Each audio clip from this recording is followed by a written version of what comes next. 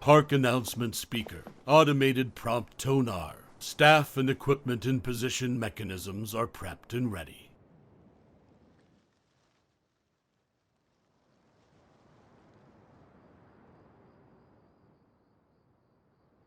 This performance of the Black Knacker and the all-devouring 𝙭𝙭 from 𝘍𝙖𝙮's 3-day reverie will now.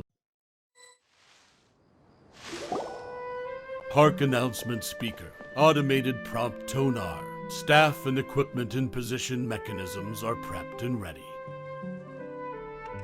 This performance of the Black Knacker and the all-devouring 𝙭𝙭 from 𝘍𝙖𝙮's 3-day reverie will now begin.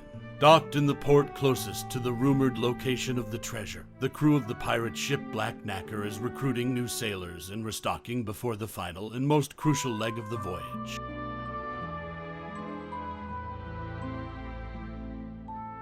Experienced adventurers set foot on the deck of the Black Knacker, their outstanding fighter. Chief mate, trustworthy elder, ahoy there, landlubbers, get on over here. How the voice from the speaker changed. It sounds like someone really serious is calling us, so it's trying to interact with us.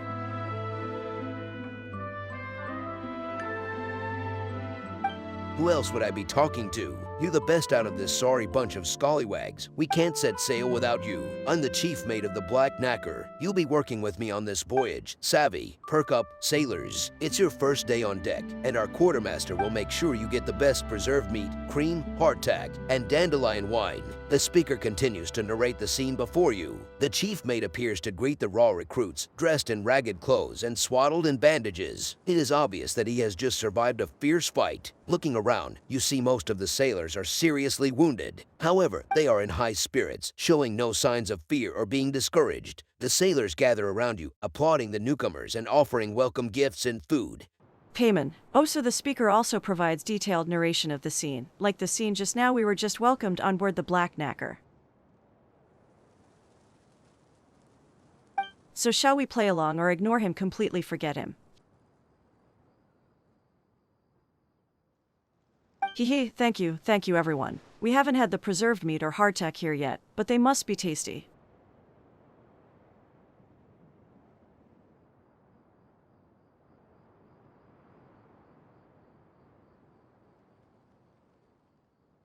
Yeah, the attraction is called 3-day reverie, so are we just supposed to rely on our own powers of daydreaming? Though, it probably does save a lot on costs building a real pirate ship. Actually being able to sail anywhere at a moment's notice, that must be expensive. But still, only having a narrator is too far. We can only imagine so much.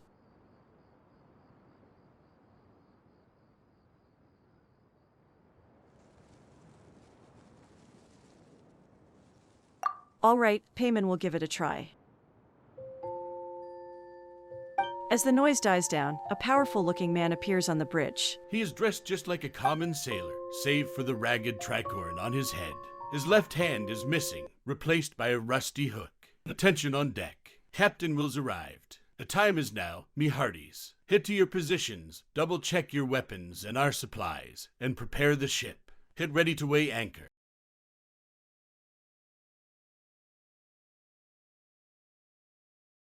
Attention on deck. Captain Will's arrived. The time is now, me hearties. Get to your positions, double-check your weapons and our supplies, and prepare the ship. Get ready to weigh anchor. Whoa, the captain is here. He sounds so calm and reliable. Stalwart youth, the treasure isn't far now, lads. The final leg of the voyage is by far the most important. Our wounded comrades, drowned supplies, lost dusk birds, and even the casks of rum we scrimped and saved for. The price we paid will not have been in vain. As long as we find the legendary treasure, we can appease the Kraken before the deadline. Never again must we seek dishonest merchants to plunder for pocket change. Captain Will. So give it your all, you scurvy sea dogs. Do it so our town may know peace, and our friends and family need no longer fear tyranny and toil. Full speed ahead. Treasure, treasure, full speed ahead. For peace and don't look back. Having welcomed powerful new recruits aboard, the Black Knacker prepares to weigh anchor and set sail for the treasure. Oh, the speaker really set the scene. The goal of these pirates is really different from what Payman imagined. Payman's curious what happens next. The speaker said we can ride the choo-choo car to continue the play. Payman likes this pace. Anchor's og starry, it is time to go to another place.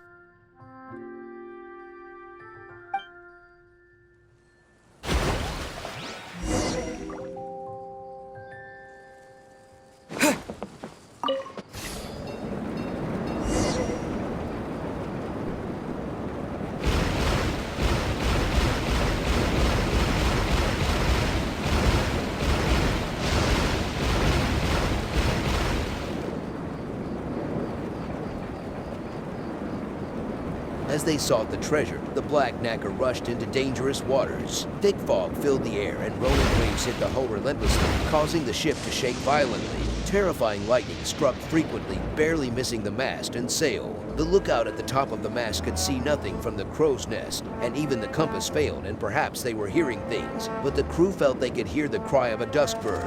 The choo-choo cart is shaking so much it really feels like we're sailing on a ship. Payman's getting dizzy.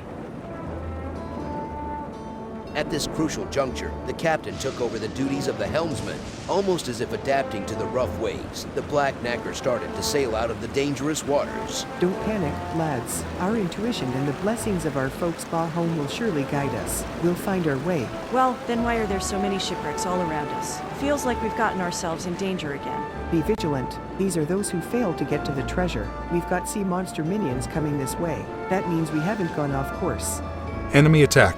Enemy attack. Sea monster minions are attacking from the bow. These sea monsters, they've been demanding tribute all this time, plundering the wealth of dozens of small towns. Aren't they satisfied yet? Lads, don't panic. Blast them with our heavy cannons. This will be a nasty battle, but victory is before us. Awesome, it's finally our turn. Come on, star up in at him.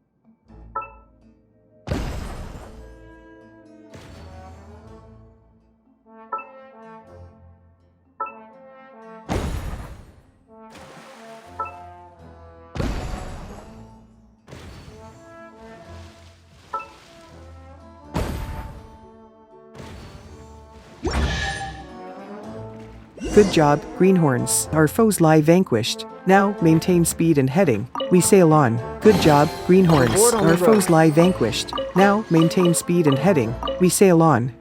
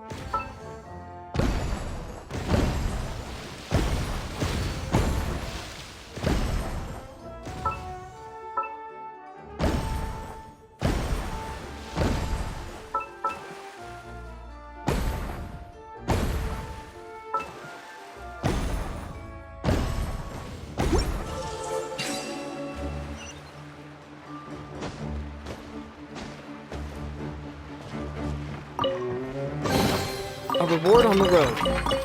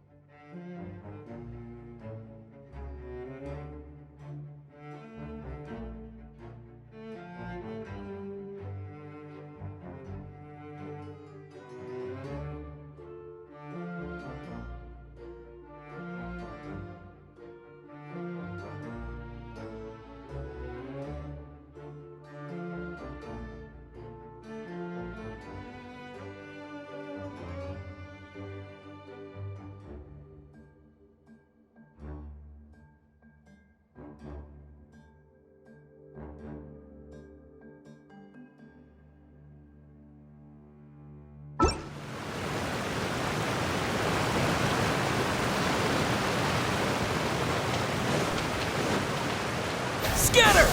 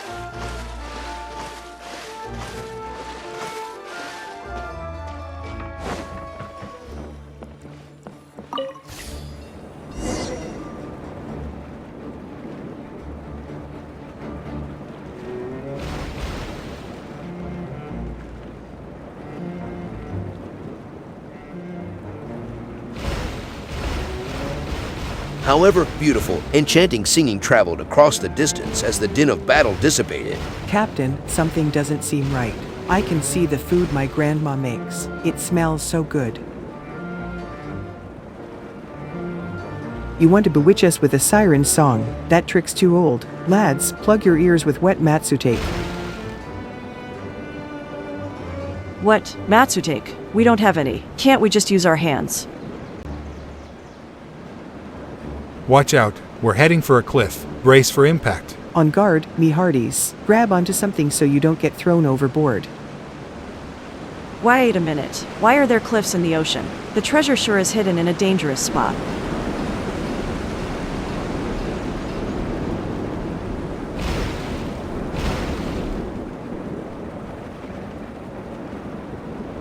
Another cliff. Maintain brace positions. 2 cliffs in a row. We'd surely have been thrown off if we were on a real ship. Even if the sailors survived the impact, the boat would be smashed.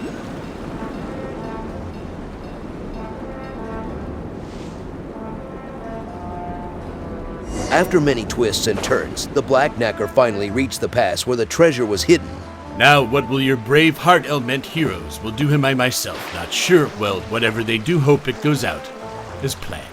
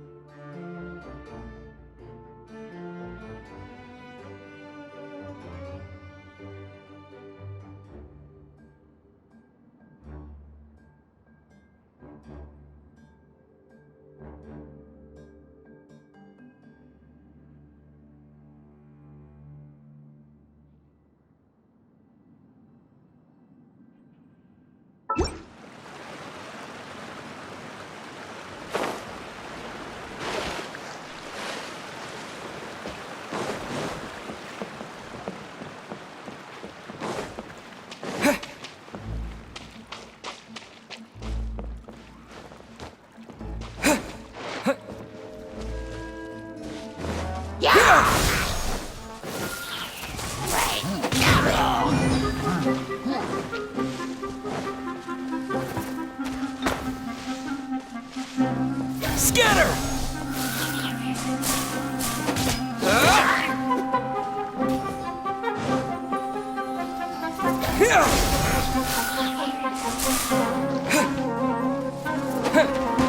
This is not the end.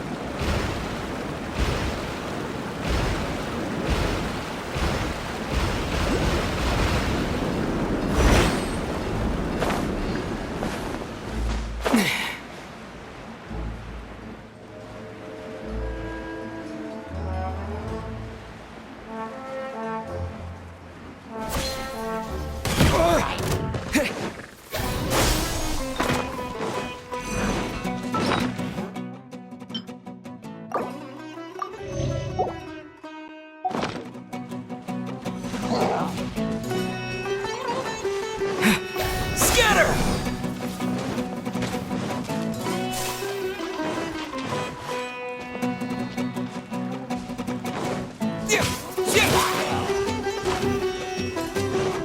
Propagate!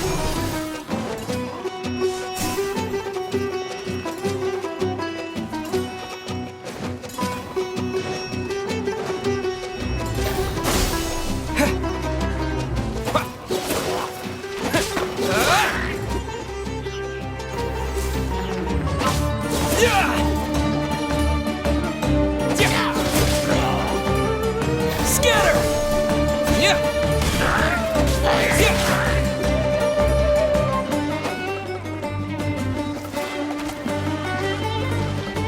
Propagate!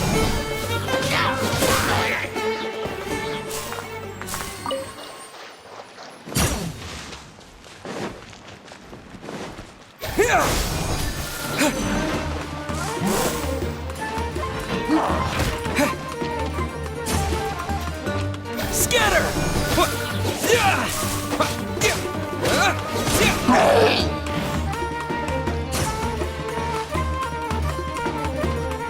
Propagate!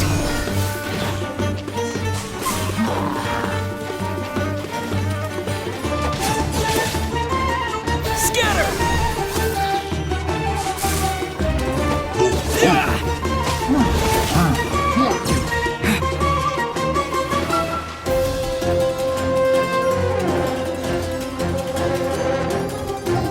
Propagate! Spring forth! Scatter!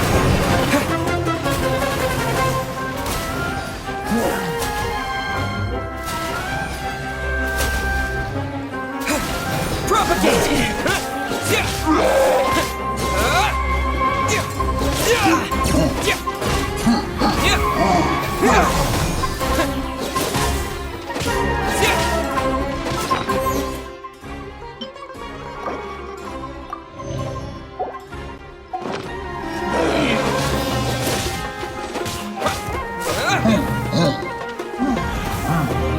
Scatter!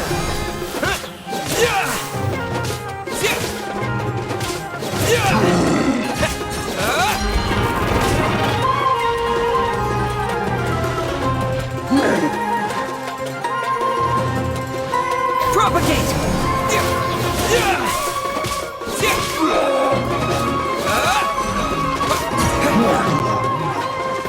Scatter!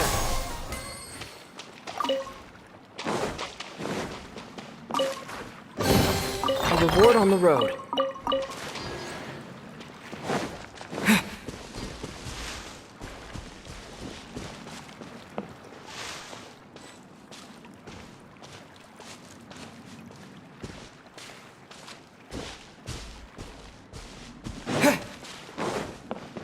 Is that a streaming projector over there? So, we should be able to pass through if we use it, right?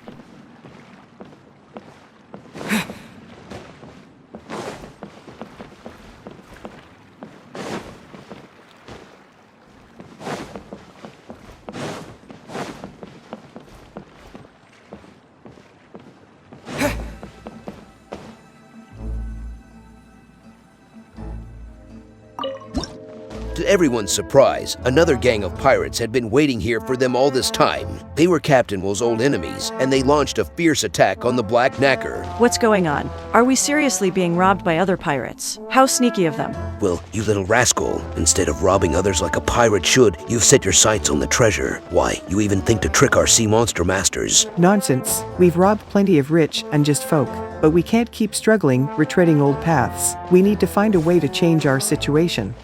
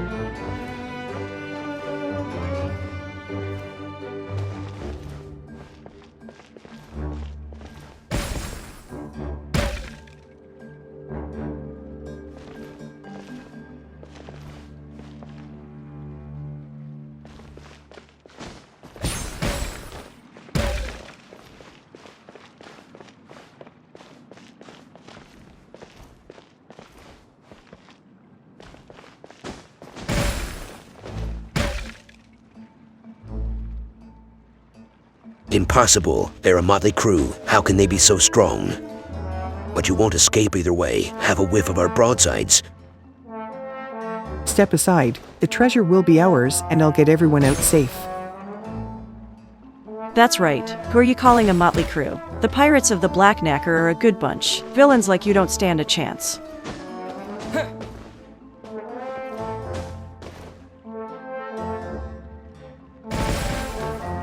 So they fled upon finding their tricks useless? Huh. Well, let's leave this place too, shall we? Hooray, we won. Those villains didn't get their way. The battle is over. All crew members of the Black Knacker gather up over here.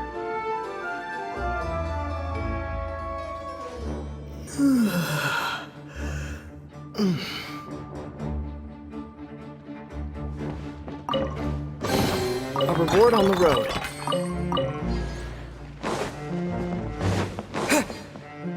Marvelous. Congratulations. With the strength of the new sailors, Captain will easily defeat his old enemies, sending them running. Having overcome every challenge the voyage could throw at them, nothing can stop the crew of the Black Knacker now. Such is the loyal crew of the Black Knacker, me lads. Even when those lily-livered biscuit eaters ambushed us, not one of you panicked. And of course, our newest crew members contributed mightily. They swept away all opposition like it was so much flotsam and jetsam. Of course, bad pirates like that. Payman and Sterry could fight 2 or 3. Boatloads more. It's okay. The journey was pretty thrilling, and we've been through thick and thin with Captain Well, so Payman can be a bit more serious. Based on our research, if we break that stone wall, we can find the legendary treasure. The crucial moment has arrived. I shall give the honor to our heroes, our new companions, and after that, I've got a new idea I'd like to discuss with all of you. Hey Sterry, see how much the captain values us. He's even letting us handle something as important as this.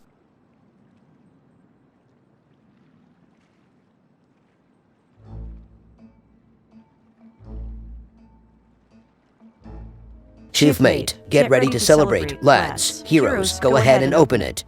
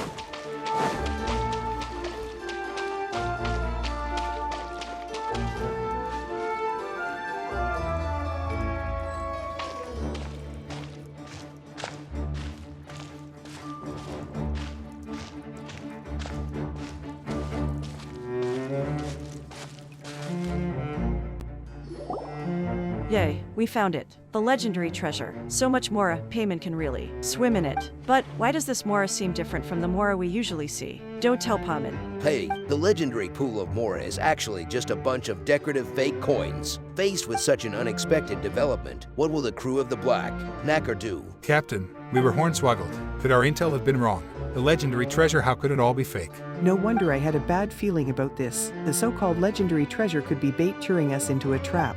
And their goal, the very people who braved hell and high water in search of treasure, and the quality weapons and advanced ships they bring with them. The sailors, exhausted by the journey, can easily be captured and sold as labor. No, we were all tricked. How could this be a giant trap?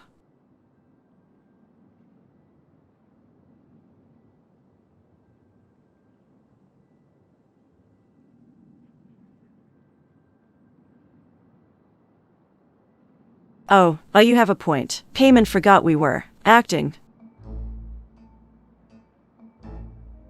Okay, even though there aren't any other actors, and the set is a bit shabby, 𝘭 can tell a lot of work went into this. 𝘭 thinks we should respect that. Let's hear what our crewmates from the Black Knacker have to say. Captain will gathers the inconsolable sailors in front of the fake treasure. Captain, is this the doing of your enemies? No, this is beyond them. If we didn't make it, they'd be disappointed in their old foe. Perhaps the ones behind this are on their way here now. Given our current state, it wouldn't be wise to take them head on. Clean up the area, see if there are any chests we missed, and get ready to withdraw. 𝘭 always said hard work is rewarded. See that chest over there, it's for our newest sailors who have done so much. No arguing, it's theirs even if the rest of us go home empty-handed. Ugh. Not only did we not make any money, we racked up a lot of losses. What are we going to do? Keep searching for dishonest profiteers to try and scrape together enough booty to satisfy the Kraken? I was about to point out that on this voyage, we of the Black Knacker found a treasure more precious than Mora and are not going back with nothing to show for it. We found the ways to cross the roaring seas, strategies to defeat our enemies, and the courage to face any challenge. Think about it, me buckos. Even if we found an ocean of Mora, would it really buy peace for our town? That makes sense. We all know how greedy the Kraken is. No matter how much treasure we shove down its filthy gob, it'll always ask for seconds. He's right. I've heard even rich towns have given it dozens of times more treasure than we, yet still it hunger.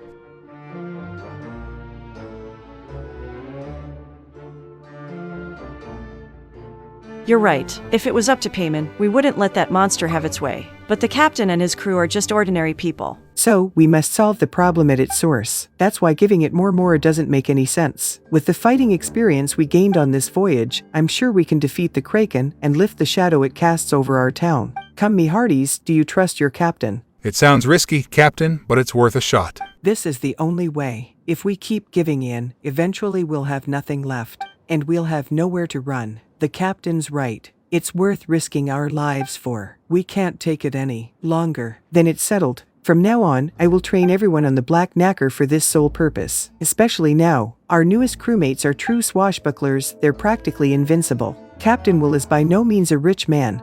But if you lend us your strength, the whole crew of the Black Knacker will do everything in their power to repay you. Will you voyage with the Black Knacker, train with us, and punish that Kraken for its perfidy? Yeah, that's the spirit. Be brave and fight that awful sea monster. Let's help our friends on the Black Knacker.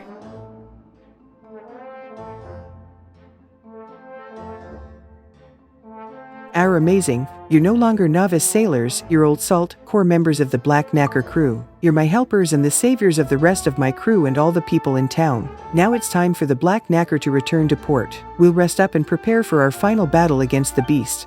The speaker begins to summarize the end of the first act. Crew, after triumphing in numerous trials, the new sailors are now pillars of the led by Captain Will. The crew is preparing for a crucial counterattack. Please stay tuned for the Black Knacker and the all-devouring Kraken Act 2. The Black Knacker strikes back. The narration ends, and the motion of the mechanisms inside the cave grinds. To a halt, silence reigns once more. 𝘭. It just ends there. 𝘭 was just starting to get into it.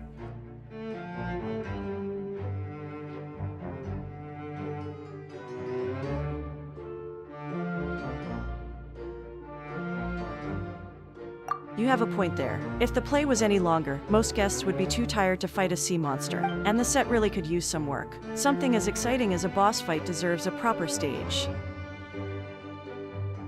𝘿𝙖𝙮 3-day reverie certainly has potential. Payman's getting curious who this 𝘿𝙖𝙮 person is.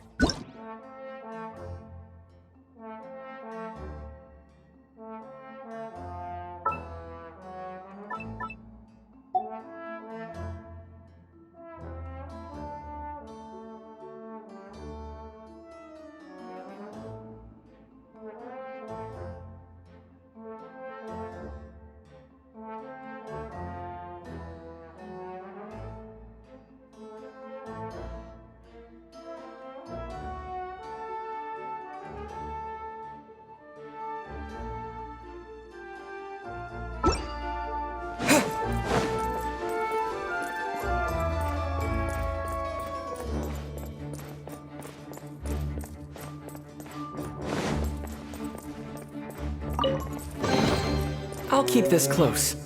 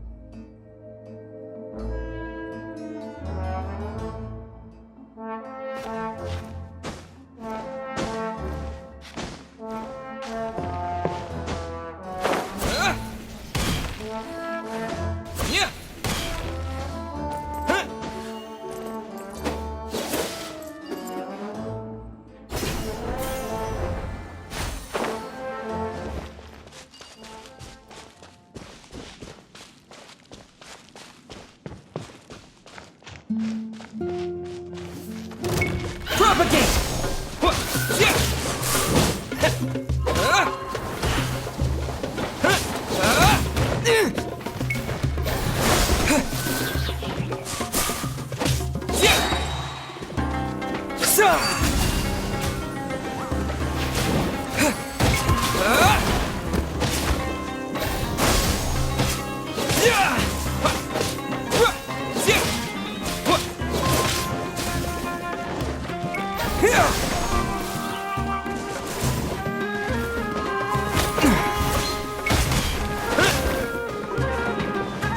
Yeah!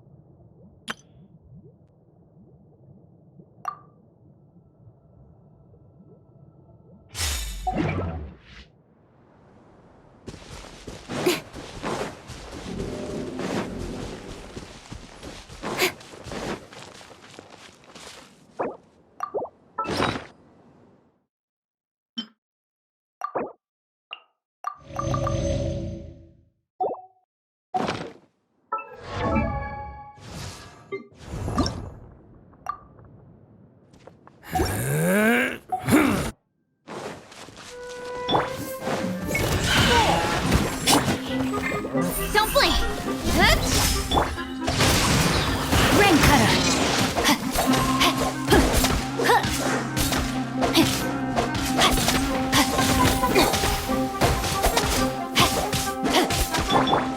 Speed of light!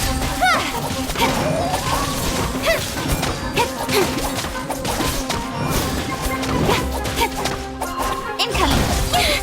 Hey!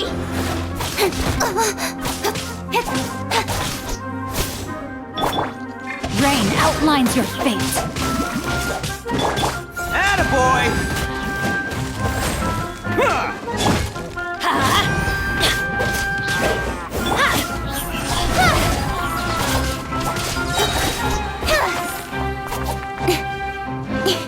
Nowhere to hide. Teamwork is dreamwork.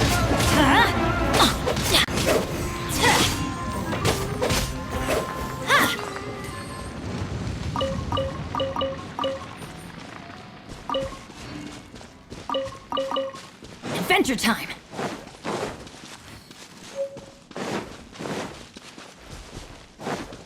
Off we go.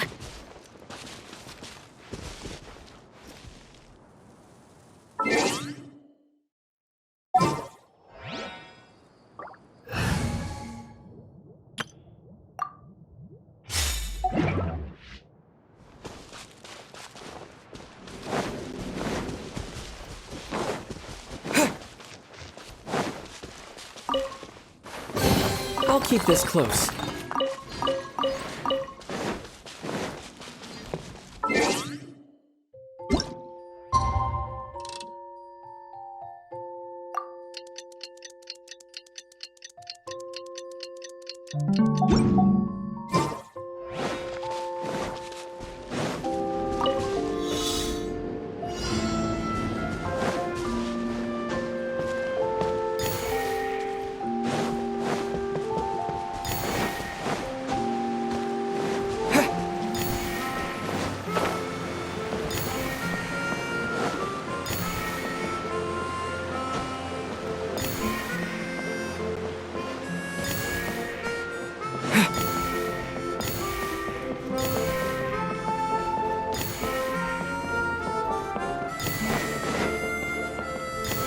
Payment, we found it. It's another speaker, which means that 𝘖𝙖's 3-day reverie can be performed here. But this place seems kinda gloomy. Is this also part of 𝘖𝙖's plan?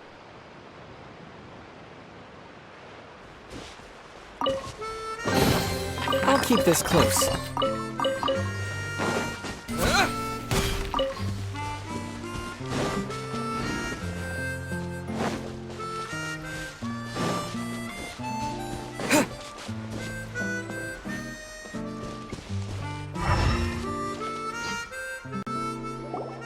We found it. It's another speaker, which means that 𝘖𝙖's 3-day reverie can be performed here. But this place seems kinda gloomy. Is this also part of 𝘖𝙖's plan? All actors and actresses have arrived, and all stage this performance of Petrifying Gaze, a play from 𝘖𝙖's 3-day reverie, will now begin.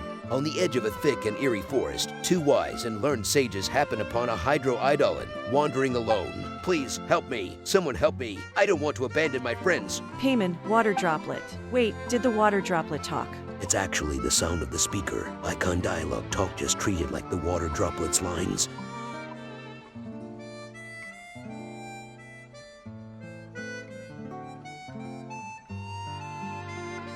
Oh, so this water droplet is actually a main character in this play, and we have to act along with it.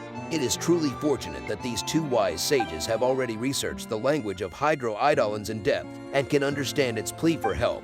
This must be a fated encounter. Such a portentous meeting. Could you even entertain the notion of not assisting this hydro-idolin?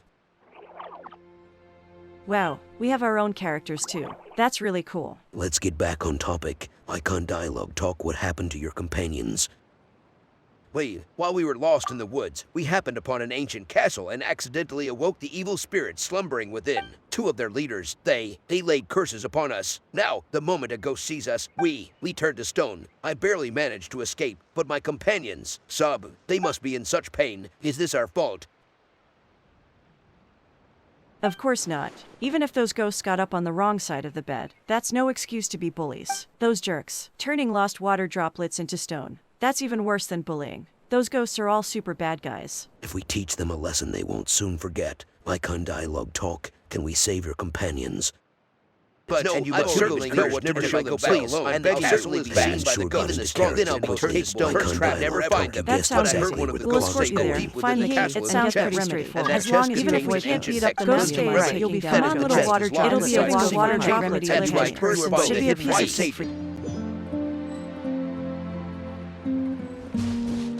But this place seems kinda gloomy. Is this also part of 𝘠𝙖𝙗's plan?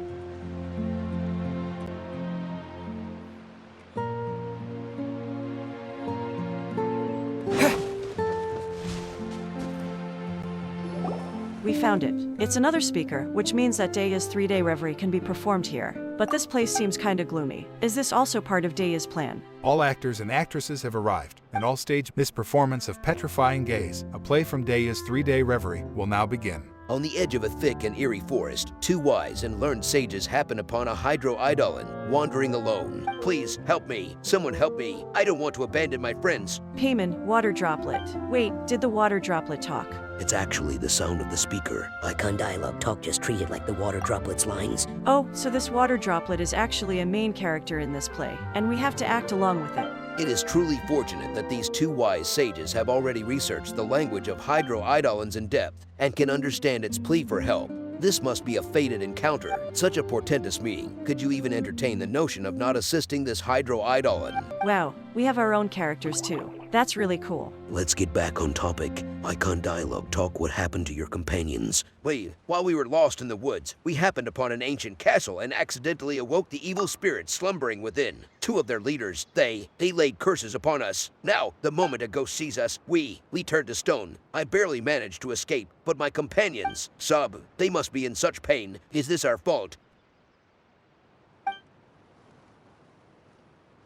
Of course not. Even if those ghosts got up on the wrong side of the bed, that's no excuse to be bullies. Those jerks, turning lost water droplets into stone. That's even worse than bullying. Those ghosts are all super bad guys. If we teach them a lesson they won't soon forget, Icon dialogue talk, can we save your companions? No, the two ghost leaders never show themselves, and the castle is vast. Even the strongest and most capable person could never find them. But I heard one of the ghosts say that deep within the castle is a chest, and that chest contains an ancient hex cleansing remedy. That is, the chest is locked inside a secret chamber, and you must first find the hidden key. But I've already been cursed, and if I go back alone, I'll certainly be seen by the ghosts. Then I'll be turned to stone and trapped forever. That sounds easy. We'll escort you there, find the key, and get that remedy. As long as you avoid those ghost gaze, you'll be fine, right? It'll be a walk in the park. That's right, you are both wise sages, and you must certainly know what to do. Please, I'm begging you. 𝘠𝙗 sure got into character quickly. Icon dialogue talk, you guessed exactly where the plot was going.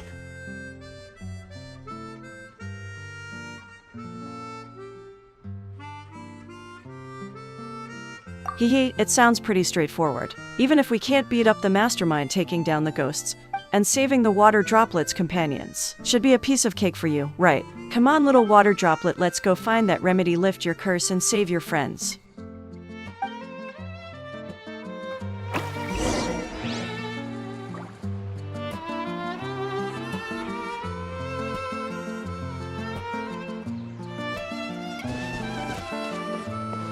The lone 𝘖𝙭 removed the illusion of the mountains and stones to reveal a hidden passage, and it led the two wise ones into the secluded forest. The road was shrouded in gloomy curtains, and strange shadows danced all around. As they walked, the wise ones heard a strange, low-pitched sound buzzing about them, and a chill followed them, as if eyes in the darkness were firmly fixed upon them as they approached the castle. Oh, there's the water droplet. It really has been petrified. Let's help it out. Those wraiths, they're just machines that look like dumb fat birds. Let's knock him all down. That'll do the trick. I want to remind you that if you destroy the surroundings here, you'll need to pay 10 times the cost in compensation. Someone as wise as you should be able to find an elegant way to overcome such obstacles without using brute force. What kind of rule is that? How can we help the water droplet get over there without getting rid of those things? There's no other way. 𝘠𝙗 thinks that there's some boxes and junk around here. The curse has no effect on us, so maybe we can push those things over there to block the wraith's line of sight.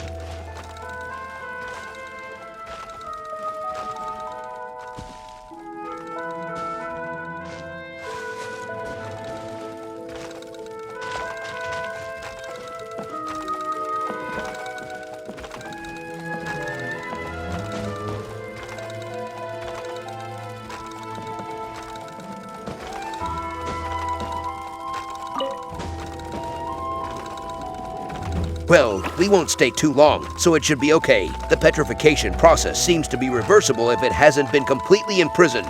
That's good. We don't need to be so anxious then. Everything will be fine if we can block the wraith's line of sight in time.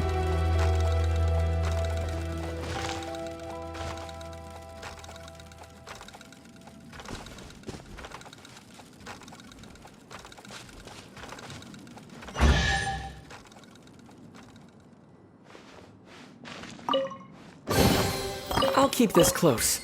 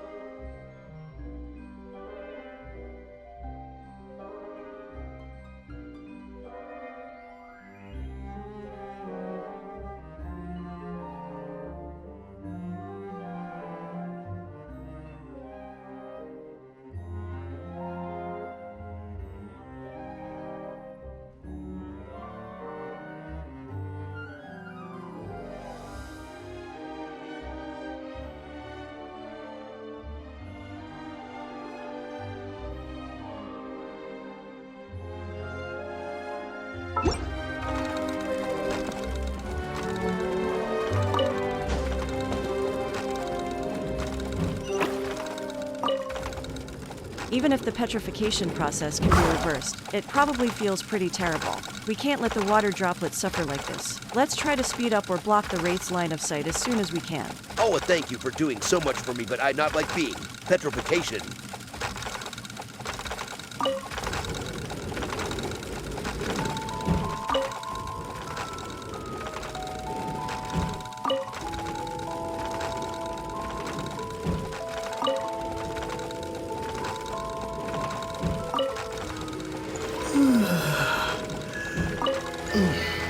Hey, what are you guys doing over there moving back and forth? This isn't good, guys. Come on, why now?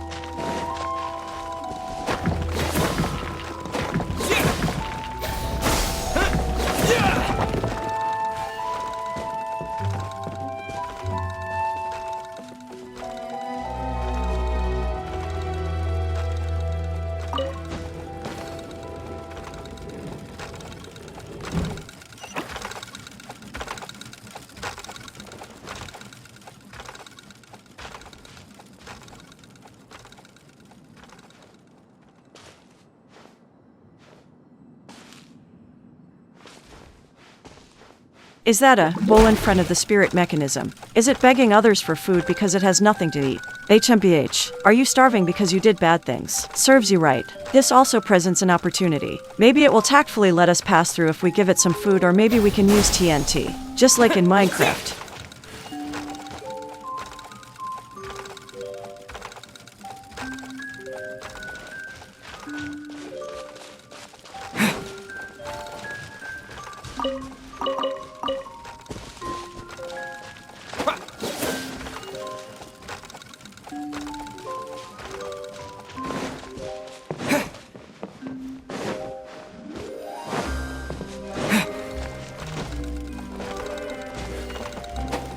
Yeah!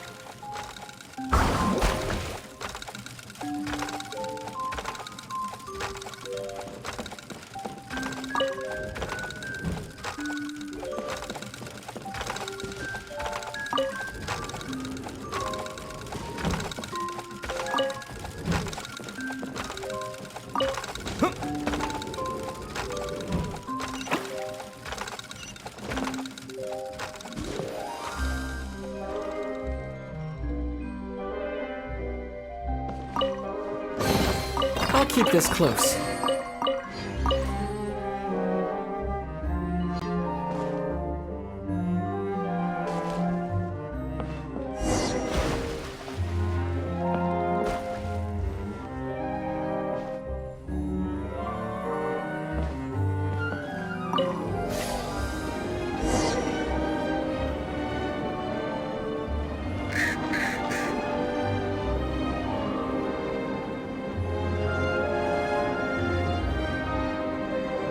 After passing through the blockade and getting away from the wraiths, a majestic and eerie castle appeared in front of the two wise ones. The castle's outline towers into the sky, standing as an oppressive giant beneath the cold moonlight.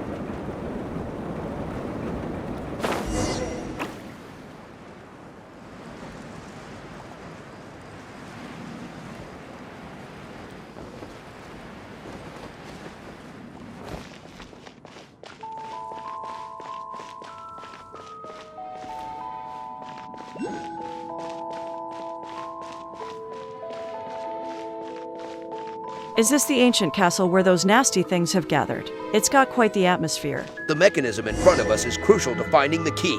You're referring to the streaming projector, right? Got it. We'll use it to solve the problem in front of us. Let's go. Talk to the lone 𝘖𝙗𝙗 again, optional. Lone 𝘖𝙗𝙗, complete the challenge, and then you can find the key to the secret chamber. It's all in your hands now. Complete the challenge, and then you can find the key to the secret chamber. It's all in your hands now.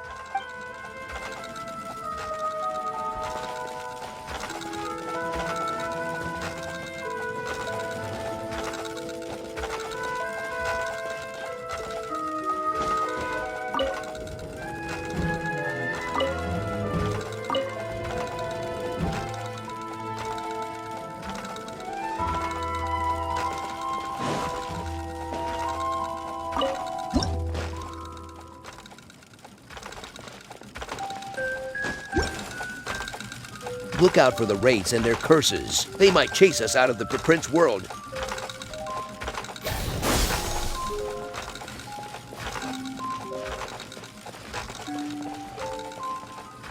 Complete the challenge, and then you can find the key to the secret chamber. It's all in your hands now.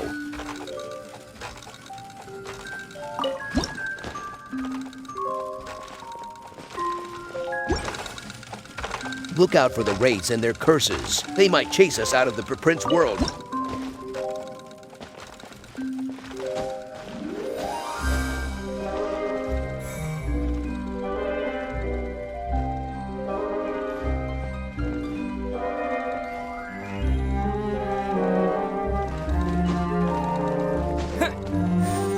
Hold on, why isn't the key to the secret room inside the chest? Did we make a mistake? Noisy fool, you brought help, I see. Well, I was prepared for that. I even placed some bait. It turned out that the chest was just a decoy. The wraith leaders seemed to be afraid of the two wise ones and hid the most important treasure chest, scheming from within the shadows. Sounds so scary. This voice is sounding more and more spooky. No need to be afraid. Water droplet. Those who only dare to hide in the shadows are the worst. We found another chest. This time, wheel. Oh, there isn't a key here either. Oh, how the key to the secret room is hidden in the last chest. But if you think you can get to it, dream on. The two wraith leaders have designed an impossible conundrum for the wise ones and the 𝘖𝙗𝙗. The wraiths can see everywhere in the area, so there's nowhere to hide.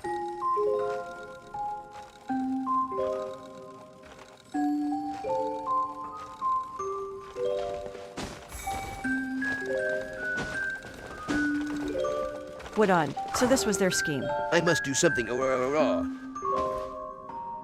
time is now for the ultimate sacrifice of lone 𝘖𝙗𝙗 and right. Ugh, it's impossible to avoid their line of sight. This is just cheating. Payman just wants to kick those ghost mechanisms right over.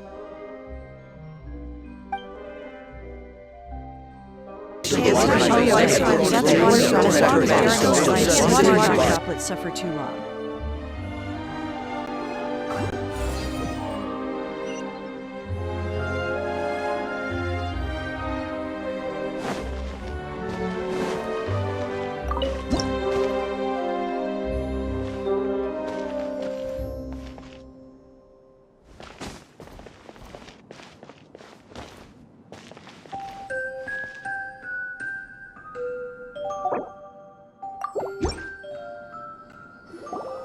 Ugh, it's impossible to avoid their line of sight. This is just cheating. 𝘿𝙭just wants to kick those ghost mechanisms right over. Hey, wait, water droplet. What are you doing? There's ghosts there. It's dangerous. Insolent beings, have you gone insane? Or have you abandoned all hope and simply wish to see your friends in the next world? Oh no, it used its body to block their gaze. Why does it have such a noble spirit of self-sacrifice? A sudden twist. The lonely 𝘿𝙭𝙞 has thrown itself in front of the ghost's vision, using its body to block the fatal gaze, and is slowly turning to stone. The water droplet turned to stone, just so we could get the key. The water droplet can still be saved. We have to hurry. Oh, right. That's right. As long as we aren't in their line of sight too long, we should be okay. Did the water droplet figure that out? It's so smart and brave. Traveler, let's find the key and get the remedy, fast. We can't let the water droplet suffer too long.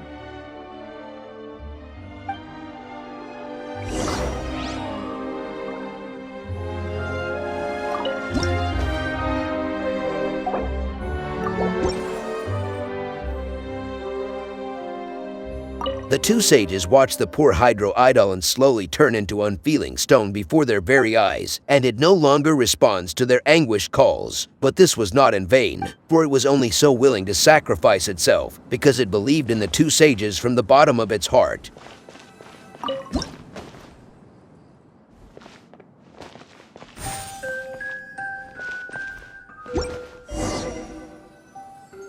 The two sages watched the poor 𝘿𝙭𝙞 slowly turn into unfeeling stone before their very eyes, and it no longer responds to their anguished calls. But this was not in vain, for it was only so willing to sacrifice itself because it believed in the two sages from the bottom of its heart. Key to the castle's secret chamber, an item that is key to the petrifying gaze scenario in 𝘏𝑖𝐻's 3-day reverie, which can be used to open a secret chamber that conceals an ancient medicine. Its outer appearance is not much different from that of ordinary keys. Once the wise ones obtain the key and unlock the final chamber, the Wraith leaders realize their powerlessness and the other Wraiths dispersed and ceased their obstructive actions. Though if a water droplet has turned to stone, can it still drink a potion? And how does water even drink water? Oh, maybe this remedy is the kind you rub on. Let's try it out.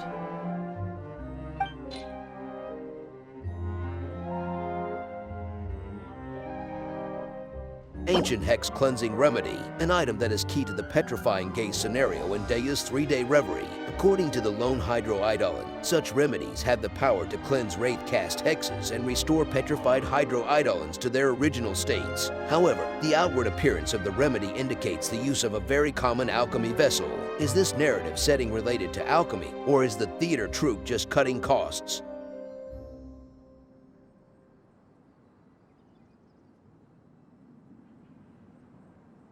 The speaker continues to describe the strange scene in front of you. The two wise sages slowly drop the remedy onto the petrified body of the 𝘿𝙭𝙞, and a strange phenomenon begins to occur. As though time were flowing backward, the petrified 𝘿𝙭𝙞 begins to return to normal.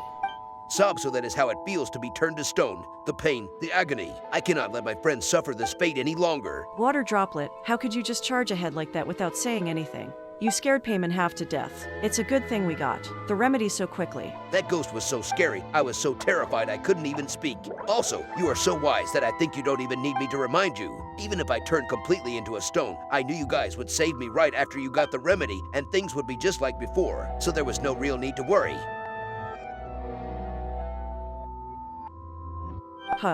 Did 𝘿𝙭get too invested in the play? 𝘿𝙭was just so worried about the water droplet. It's good to dive into your role. It means 𝘿𝙭's having fun. 𝘿𝙭 is a guest who's here to have fun, but she let the acting get to her head. It's a little embarrassing. But anyway, we succeeded. Now you can take the remedy and save your friends. Thank you, thank you. Thank you, thank you. I'm forever indebted to you for all that you've done. My companions and I will always remember your kindness in our hearts. It's nothing. No need to be so polite. 𝘿𝙭 hopes those ghosts won't cause any more trouble. Whenever you guys play in the forest, you'll have to be more careful. No more coming to this castle. Congratulations, congratulations. The impeccable plans and stratagems of the wise sages and the bravery of the 𝘖𝙭 has become a perfect partnership, and the curse of the ghosts will soon be completely lifted. After the timely arrival of the wise sages, the ghosts will never again be so reckless. The lonely 𝘖𝙭 and its friends can now play again, without fear or worry. The dense, eerie forest is now gradually showing its peaceful, quiet side. Thus ends Petrifying Gaze. Thank you for watching. 𝘭ry, we finished Petrifying Gaze. 𝘭eman really got into it. The combination of lines on the stage and narration by the speaker does a great job of working the audience. 𝘭eman wonders where 𝘍𝙖 learned to do that. If we get a chance, we should definitely ask her.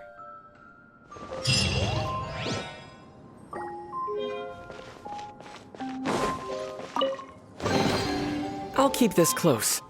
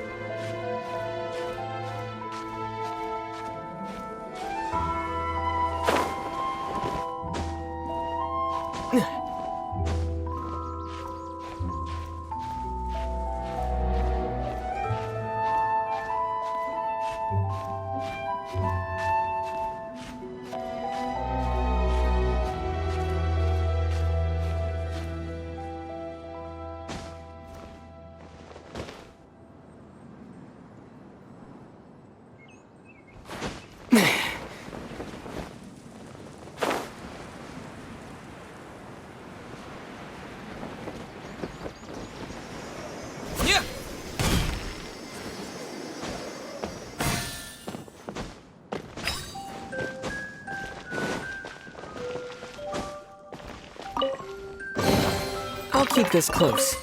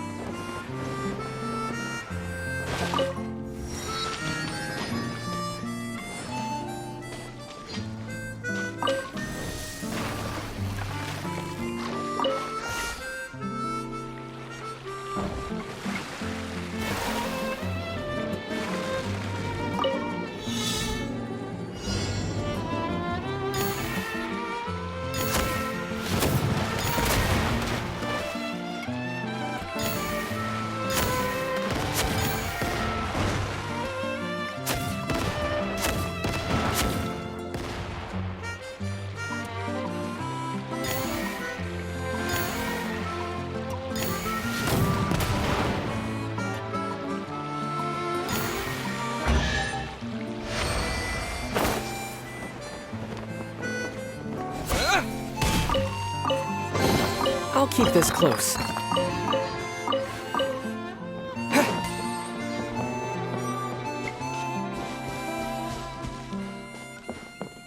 Scene notes. This is a cutscene of the show Broke Mountain. Originally, the story showed two hydro-eidolons on board a broken boat, floating along, who fall deeply in love. After confessing their feelings for one another, they stand upon the prow of the boat illuminated by the afterglow of the sunset. The scene is extremely romantic. However, this scene was abandoned because the two hydro-eidolons acting the part were simply too energetic and couldn't stop moving for the big romantic scene. If only I could catch two of them on the prow of the boat at the same time, the scene would be perfect. The director.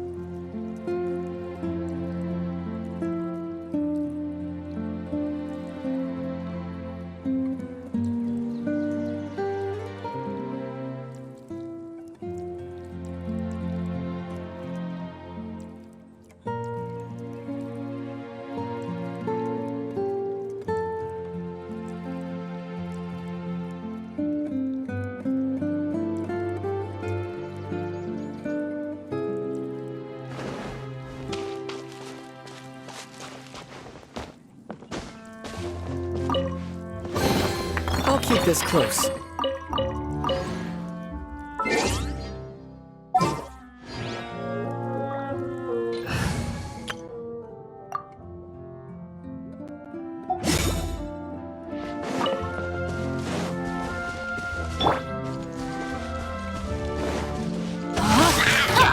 Witness the power of 𝘿𝙖𝙮. Rain outlines your fate.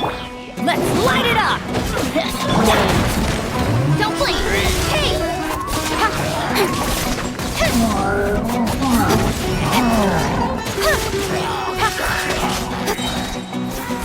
Cut to the chase! Got lucky that time.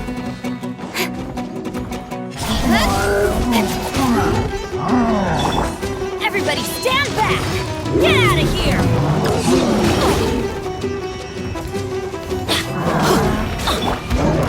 It's showtime! Okay, that one hurt.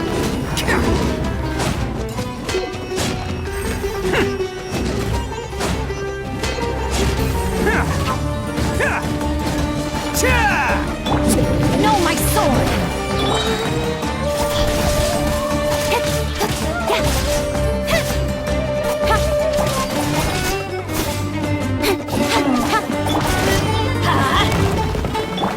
Let me weave you a verse.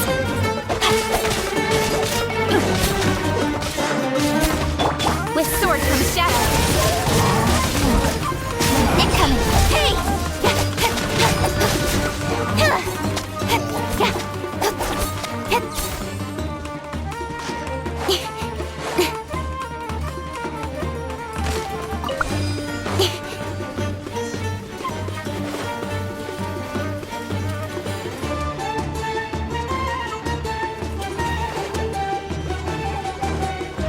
Don't blink!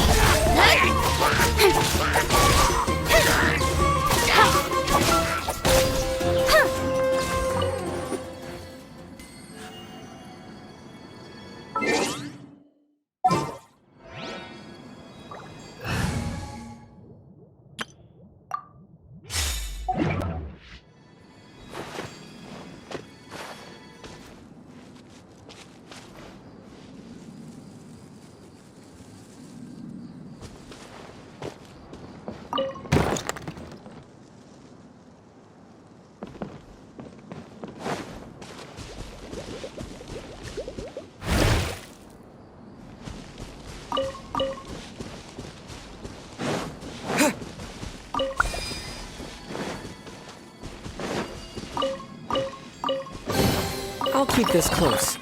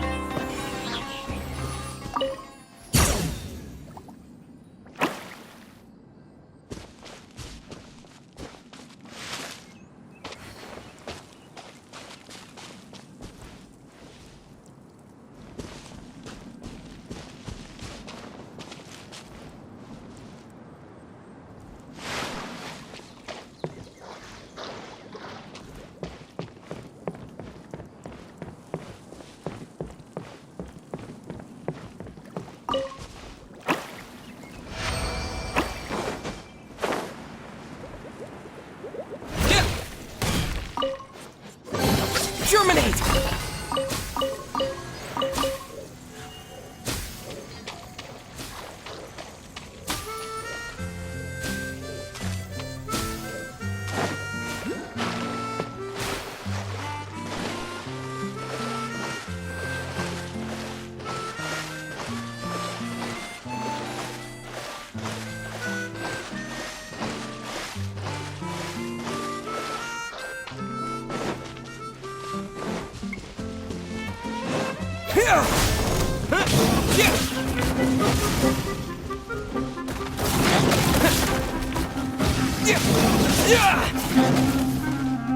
Propagate!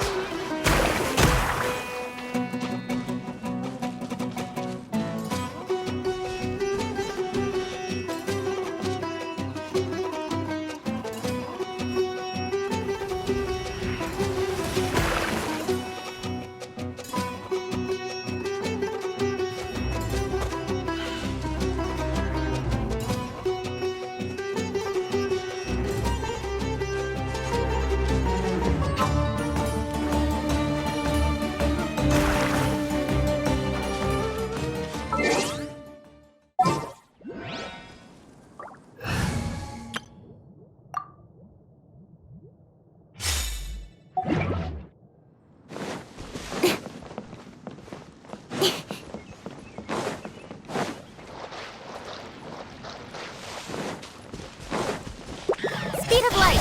Hey!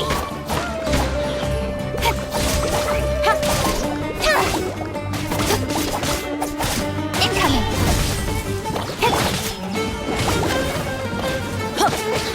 I'm going in! Don't blink!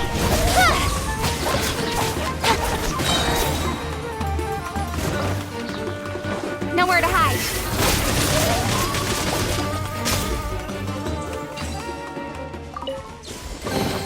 That's everything. On to the next.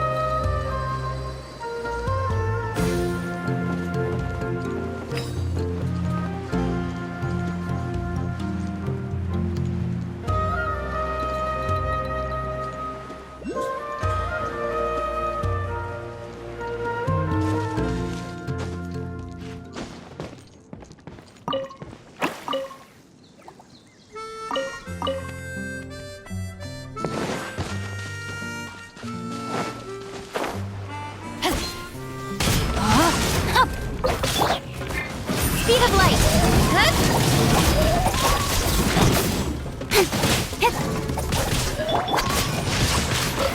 Rain cutter!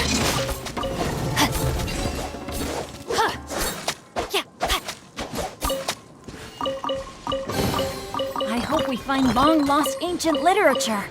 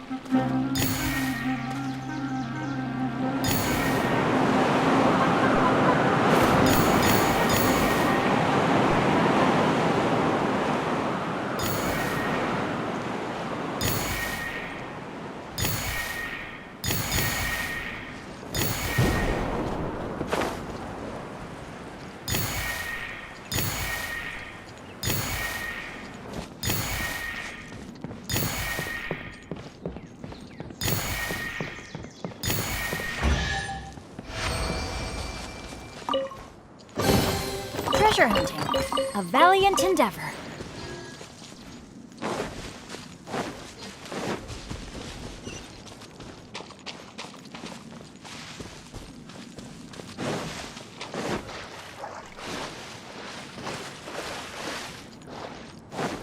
Body and mind.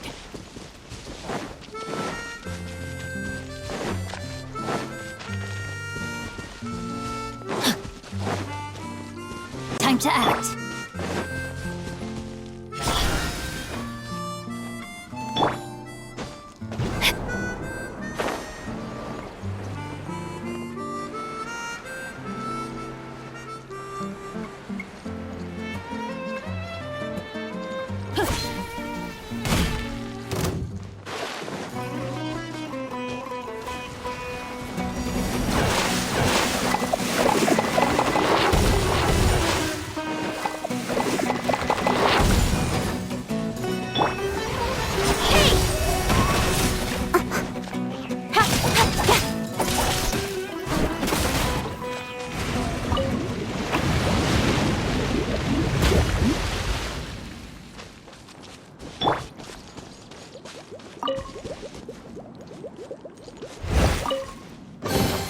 Treasure hunting, a valiant endeavor. Body and mind.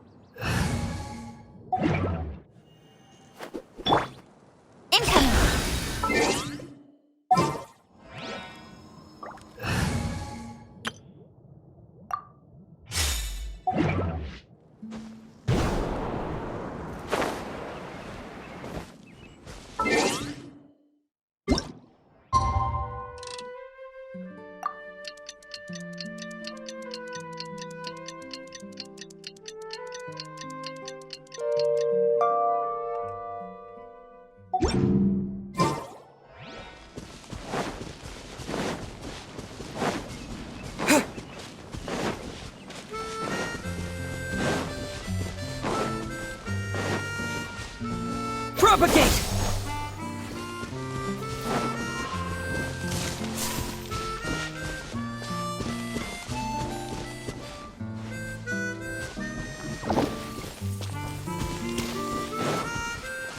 Here!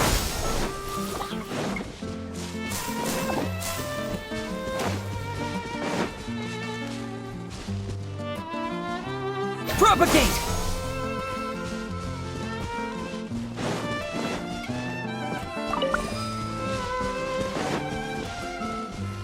Here!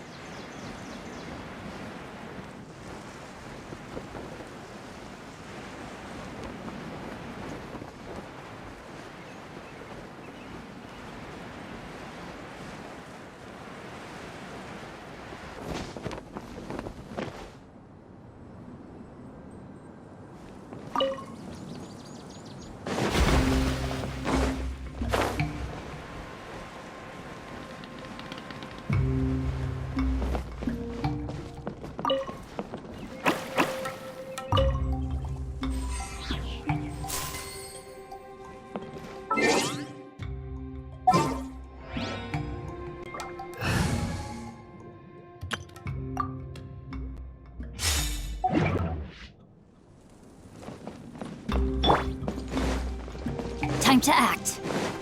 Body and mind. Time to act.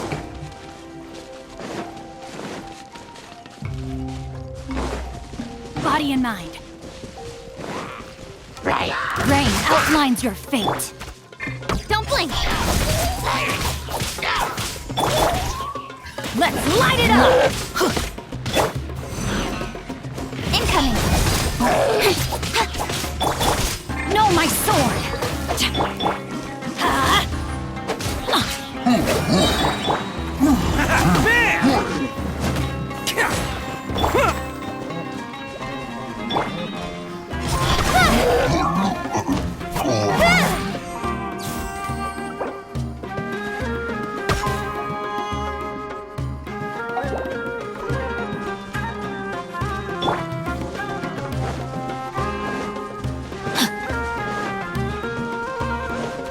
Time to act. Rain outlines your fate.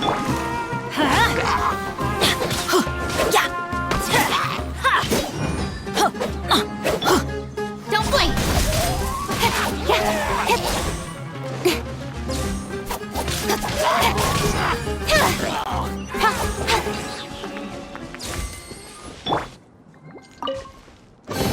Excellent!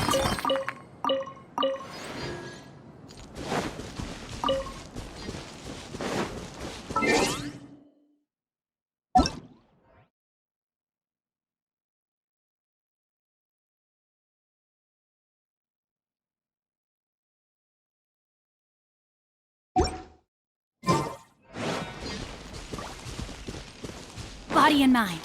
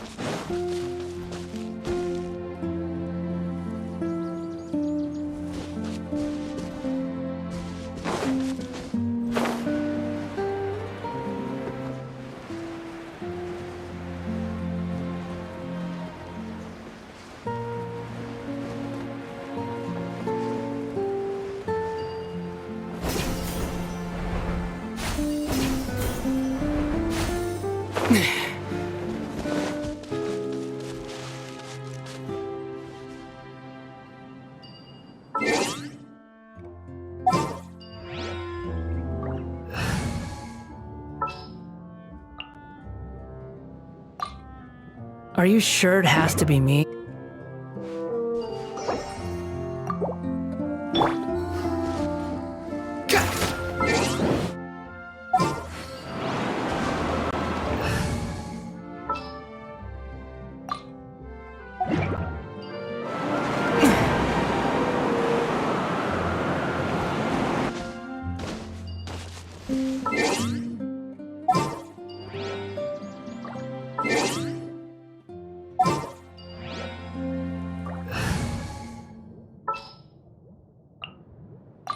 This had better be important.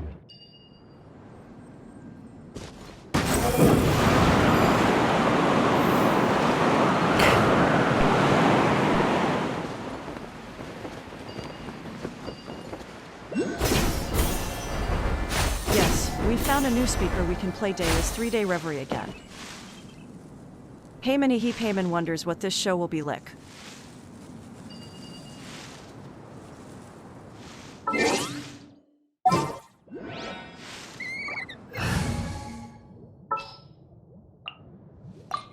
This world is...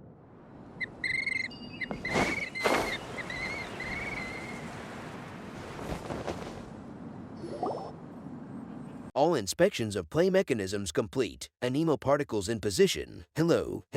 Is everything in place? Those abnormal anemo particles, they've all been taken care of, right? Ahem. Well then, his performance of Sky Castle Saviors, a play from 𝘿𝙖𝙮's 3-day reverie, will now begin. This story takes place in a remote mountainous area. The people living here are constantly facing floods and storms, and their lives are filled with hardship and misery. In order to provide advanced warning of disasters, a group of courageous warriors built an observation post on top of a towering cliff. Over the years, the lookouts on the high cliffs became a unique tribe, known as the Cliff Keepers. The speaker continues to describe the background of the story in detail. The difficulty in transporting goods to the cliffs made the lives of the keepers even more torturous, to the point they had not a single complete home to live in. The elder of the keepers turned to the miraculous architect, renowned for their expertise. They entrusted the architect with the task of constructing a floating town in the sky. The miraculous architect constructed a remarkable load-bearing structure, providing a solid foundation upon which all the town could be built. Next, the architect embedded tens of thousands of specially designed hot air balloons infused with anemo particles within the foundation. The unparalleled buoyancy of the balloons effortlessly lifted the entire town to the very summit of the mountain. The miraculous architect firmly anchored the town at a predetermined height, granting the keepers a stable and cozy haven to call home. Yet, as time marched inexorably onward, accidents began to befall the anemo air balloons. The keepers soon found their town was slowly losing altitude, teetering on the precipice of shattering into pieces on the mountain's summit. A great calamity loomed, accompanied by tremors that shook the inhabitants' hearts as well as their homes. 𝘖𝙞, whoa, what a heavy start to the story. A floating town in the sky on the verge of falling. Now that's a crisis. Then let's take it seriously. Let's learn more about the context. Yeah, it looks like there's another speaker over there. Maybe that's where the play continues. Let's go take a look.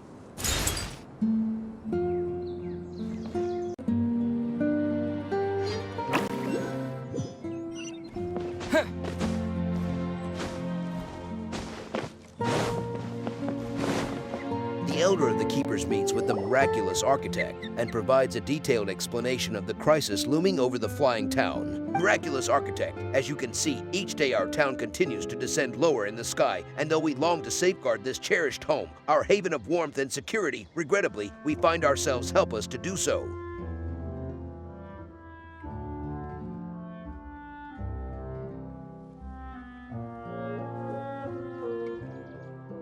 In addition, quakes have been rocking our town with immense force. Alarming rumors are spreading like wildfire, and a sense of panic is now gripping the people. We're all gonna get smashed. We're all gonna get smashed to smithereens. Esteemed elder, I get that you're worried, and I've been hearing some rumors doubting my project's quality controls. But fret not. I'm here once again to resolve this crisis once and for all, alleviating your fears and dispelling any doubts you may have. I just took a brief tour of the town and took a look at the monitoring devices I had set up in the foundation. And guess what? I discovered that the fault lies with a few individual lift balloons.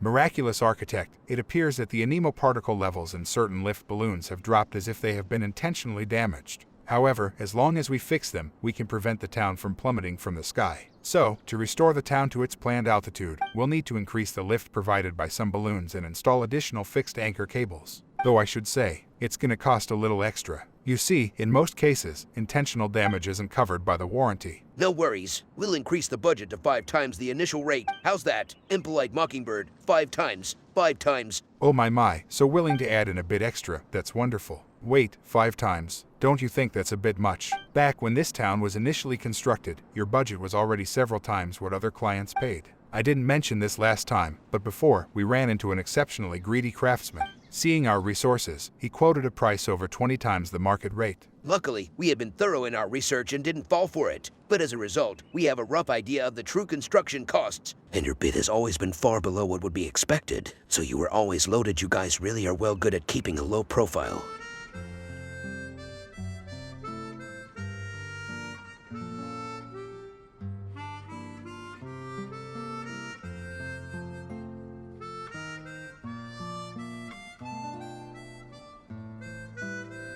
We live lives of hardship so that everyone below can prosper. Everyone knows it, so they are quite generous. So it is. The neighboring villages have grown wealthy and often send us opulent gifts and donate vast sums. But our tribe has been accustomed to modest living since our days on the cliff, and so we save most of it.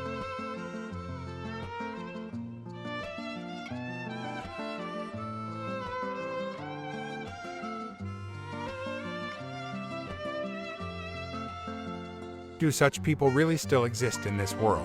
Such humility? Regardless, I happen to be a master of cost control.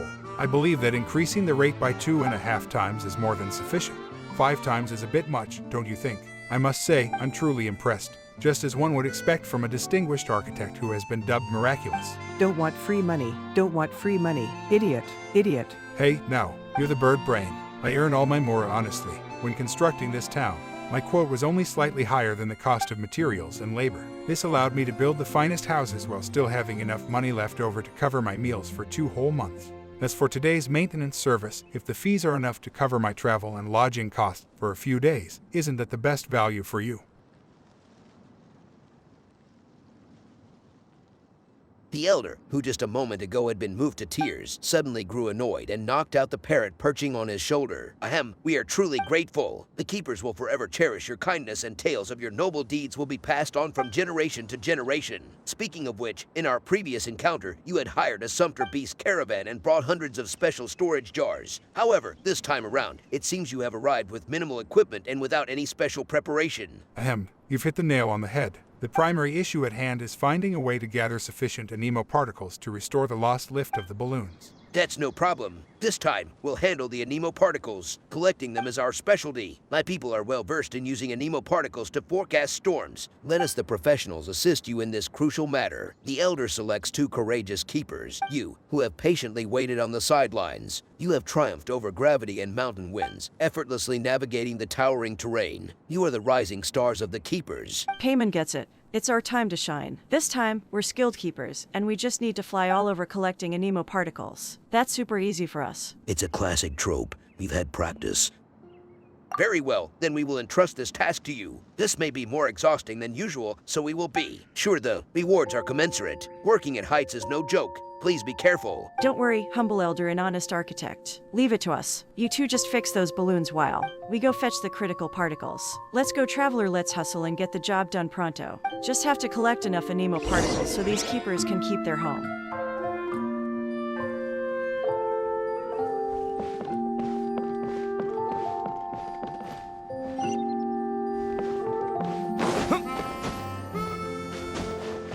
We found a streaming projector. We'll need it for the upcoming show. Let's activate it now, traveler, and then we can go and get a hot pizza.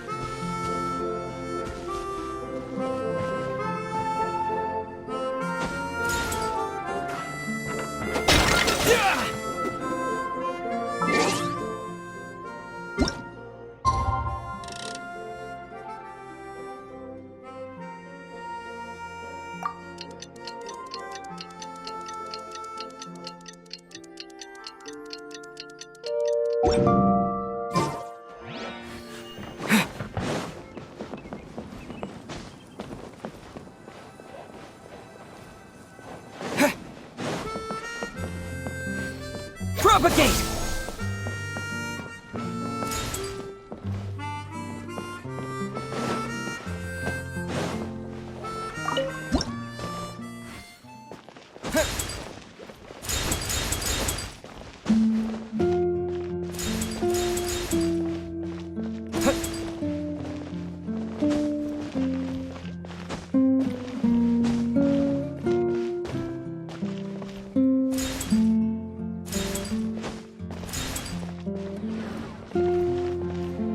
Moving like nimble birds, the two young guardians collected the scattered anemo particles with ease. Meanwhile, the miraculous architect is busy repairing the balloon in the town's foundation at full speed. Collecting these anemo particles isn't easy. Repairing those balloons must be really tough, too. Who would do something so terrible as especially when I have to complete the event in another game like Star Rail?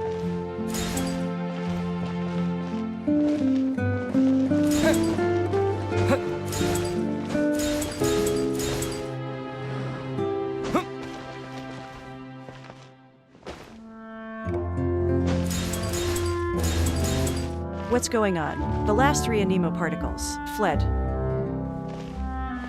Let's go after them. Traveler.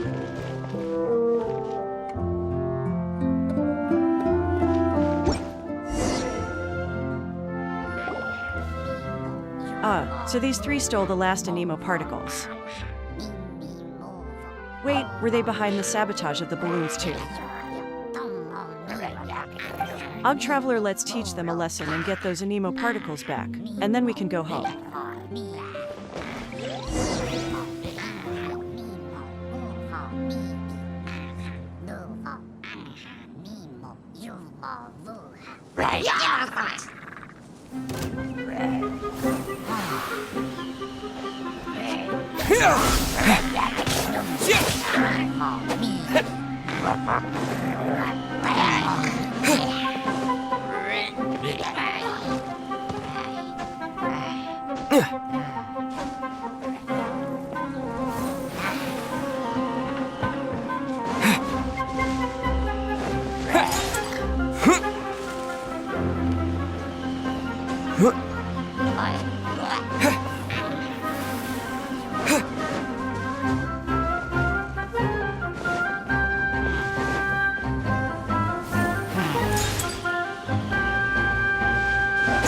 Scatter!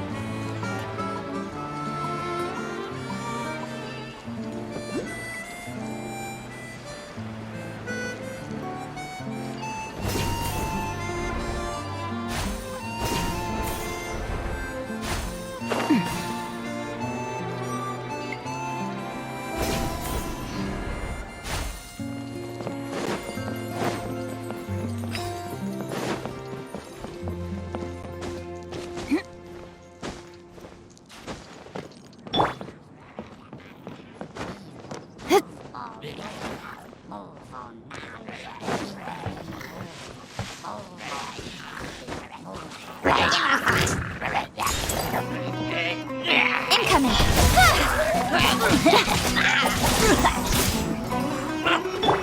Let me weave you a verse. No, my sword! Ha ha ha, see the error of your ways now. No more sabotage in the future. Got it.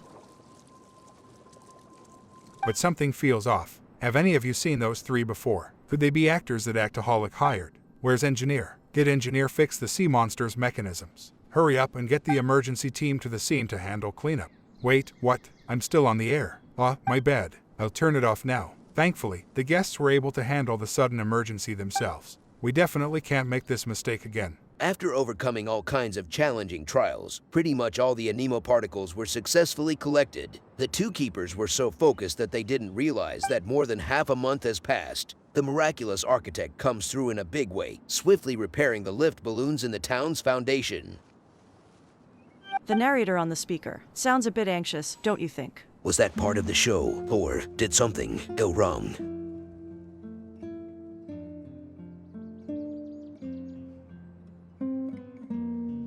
𝘙𝙗𝙞's got no clue, but it's probably not important. Let's get back to the play. The narrator mentioned that we've jumped ahead like half a month in time, which saves us from waiting for the architect to fix the balloons. Let's go and meet them now.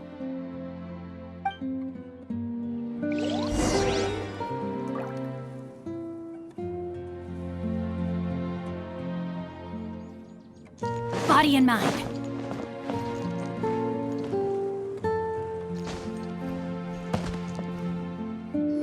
Welcome back. It could not have been easy. Please enjoy a hard-earned rest. Impolite Mockingbird, bravo, bravo. You look around and notice that the miraculous architect has already repaired all the damaged balloons. Once the 𝚙 particles are ready, the disaster will have been completely averted. The elder calls upon the other keepers, who arrive with steaming hot food and refreshing drinks. Your efficiency has also left the miraculous architect. You already completed the collection. That's a full 5 days faster than my expectations. No wonder the elder said you guys were pros. Now that we have enough 𝚙 particles, I'll replenish the lift balloons without further ado. The narration from the loudspeaker paints the following scene. The miraculous architect whips out a nifty gadget and dashes around, spreading the 𝚙 particles you gathered through preset interfaces to devices scattered all across the foundation. With the lift provided by the balloons restored, the abnormal vibrations come to a sudden halt. The village ceases its descent and gradually ascends back to its original altitude, while the powerful air currents disperse the vast expanse of clouds. The once somber sky clears, and the town is once more embraced by radiant sunshine. The keepers erupt in celebration. Awesome. The town won't plummet to the ground, and the crisis has been solved. Time for a round of applause. But why are we staring up? It's all in our imaginations anyway, and we're still on the floating town anyway. 𝘙𝙗𝙞's neck is sore. How about this? When we get the chance, let's find an expert to illustrate this story. Or even better, turn it into a film. 𝘙𝙗𝙞 has a hunch that it's going to be a major hit. Maybe Dunga has the same idea. I bet it's mainly budget issues. As the ground beneath his feet finally stops shaking, the elder takes a long breath, feeling so moved that he begins to tear up. The town is safe. The town is safe. Fantastic, fantastic. Now we keepers can carry on with our duty. Success. This repair project went off without a hitch, and it's definitely worthy of being written into a thesis. Oh boy, it's a perfect example that could even make it into a textbook.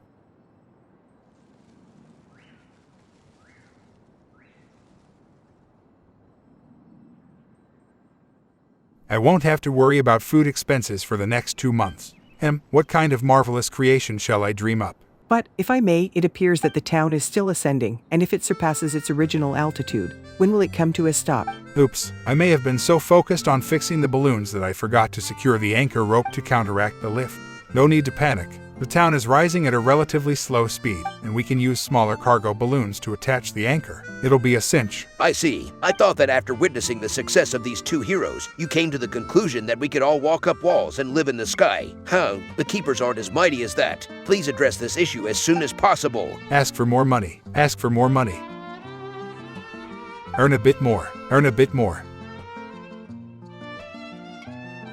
Sure, if the elder would like to build a lavish birdcage and confine you within it until you learn proper speech etiquette and business ethics. Despite the little hiccup at the end, the story wrapped up beautifully. Thus, as always, the troubles of the Cliff Keepers were resolved by the miraculous architect. This floating town in the sky will keep on supporting the Cliff Keepers, ensuring lasting peace and prosperity in the region, and thus Sky Castle Saviors comes to an end. Thanks for watching. Encore. The curtains have fallen, and even though it wasn't perfect, 𝘿𝑗min thought it was decent. If 𝘿𝑗min was a wealthy merchant, 𝘿𝑗min would invest a ton of money into 𝘍𝑖𝑎's 3-day reverie and make every prop and scene amazing. Let's look into that when the opportunity arises. We need to gain a solid understanding of their financials before investing. Absolutely. 𝘿𝑗min hopes we get a chance to meet the mysterious 𝘍𝑖𝑎. Hello, dear visitors and staff. I have some exciting news to announce. Today, 2 visitors have completed 𝘍𝑖𝑎's 3-day reverie and set a new record. We've prepared a special gift for our 2 esteemed visitors and cordially invite them to claim the gift at the broadcasting station in the middle of the Thinkers Theater. You just need to recite the key secret code to open the door behind the reverie. Did you hear that? Traveler, they've prepared gifts for us. Maybe we'll even get to meet this 𝘍𝑖𝑎 person. Let's go to the broadcasting station now.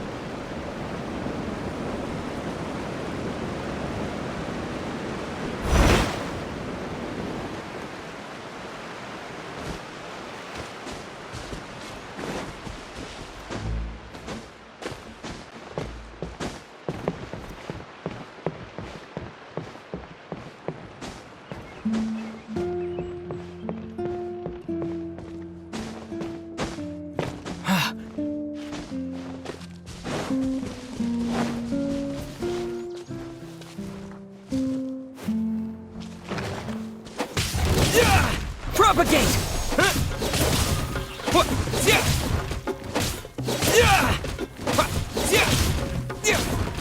Scatter!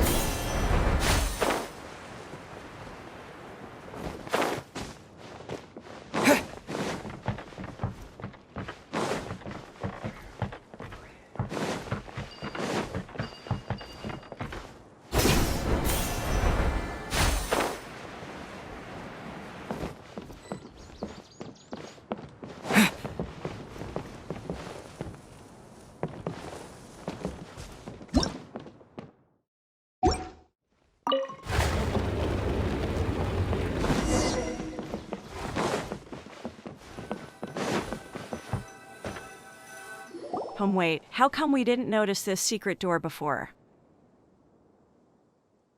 Oh, 𝘿𝑖𝐸 knows. Let's say the passphrase again, then a new path will open. Together now.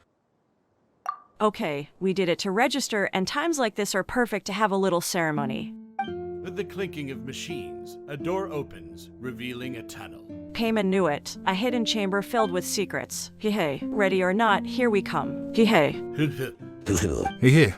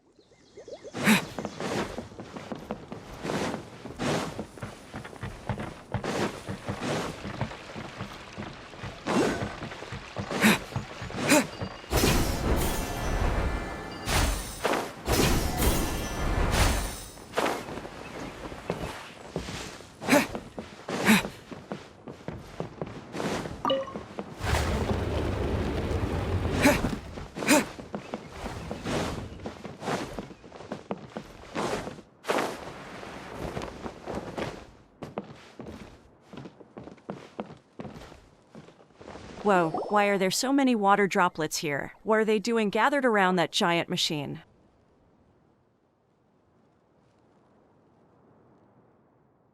Payman's confused. What's this machine for? And where's 𝙭?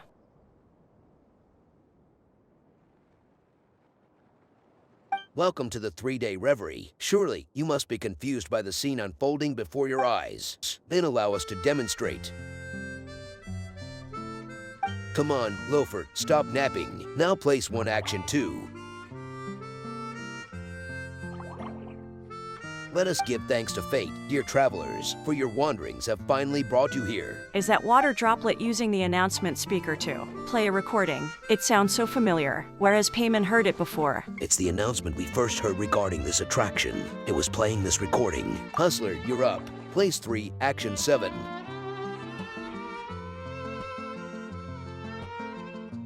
The chief mate that appears in front of the new recruits is dressed raggedly, covered in bandages from head to toe.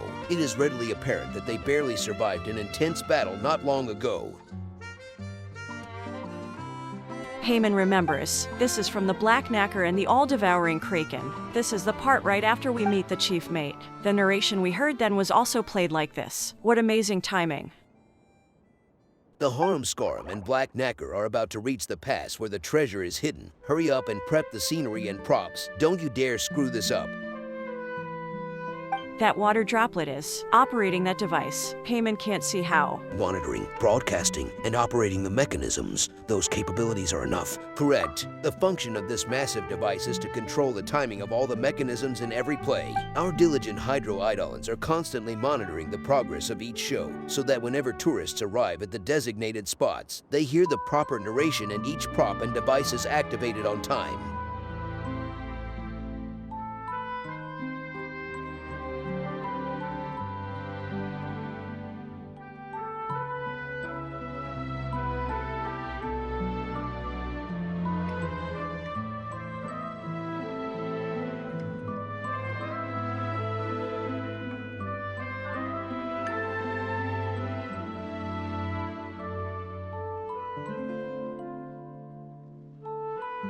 As long as guests follow procedure, a fantastical 3-day reverie will play out before your eyes. Of course, if guests try to leave partway through or behave too unexpectedly, then it'll really impact their enjoyment of the show. We just don't have enough staff to handle things like that right now. Anyway, I think all the guests will behave themselves, right?